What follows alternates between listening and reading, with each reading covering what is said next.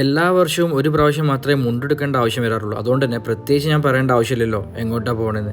അതെ, ഇന്നൊരു ഓണപ്പരിപാടി ഉണ്ട്. ഒന്നല്ല, 2 പരിപാടി, അതും 2 ജിമ്മിലായിട്ട്. അതുകൊണ്ട് തന്നെ ആദ്യം തന്നെ വേങ്ങര ജിമ്മിലേക്ക് ഇറങ്ങിട്ടോ. മാവിലൂടെ എത്തിയിട്ടുണ്ട്. ഡബിൾ ടാപ്പ് സ്റ്റിക്കർ സ്പൂണിൽ ഒട്ടിച്ചിട്ട് ലെമൺ സ്പൂണിൽ പങ്കെടുത്ത സാദിക്കിന് ആദ്യം തന്നെ ഡിസ്ക്വാളിഫൈ ചെയ്തിട്ടുണ്ട്. അല്ലെങ്കിൽ ചില ആൾക്കാർ അങ്ങനെയാണ്, വിജയിക്കാൻ വേണ്ടി ഇത് അറ്റം വരെ പോകും. തന്നെ കൊണ്ട് ആവും വിധം ഷോർട്ട് ഇട്ട് പ്ലാൻ കോമ്പറ്റീഷൻ ഇറങ്ങി 1 മിനിറ്റ് പോലും കംപ്ലീറ്റ് ആക്കാനാകാതെ പുറത്തുപോയ ടിൻഡുവിനെ ക്ലിപ്പ് ഞാൻ ഇവിടെ ആഡ് ചെയ്യണില്ല. ജയിക്കാൻ വേണ്ടി ഏതറ്റം വരെ പോകുന്ന ഇവനെ തോൽക്കാതിരിക്കാൻ വേണ്ടി മനഃപൂർവ്വം ഞാൻ തോൽവി സമ്മതിച്ചു കൊടുത്ത് പിന്മാറി കൊടുത്തിട്ടോ. അതുകൊണ്ട് തന്നെ നവ്യൊക്കെ അത്ര ഡീമോട്ടിവേറ്റ് ചെയ്തിട്ടും ചെക്കൻ ജയിച്ചിട്ടോ. പിന്നെ നടന്ന വടംവലി മത്സരത്തിന് ശേഷം മൊമെന്റ് കൈമാറുന്ന ചടങ്ങായിരുന്നു. എന്തോ ഒരു പ്രത്യേക തരം റെക്കഗ്നേഷൻ പറഞ്ഞ ആശാന്റെ വക എനിക്കുണ്ടായിരുന്നു ഒരു മൊമെന്റ്.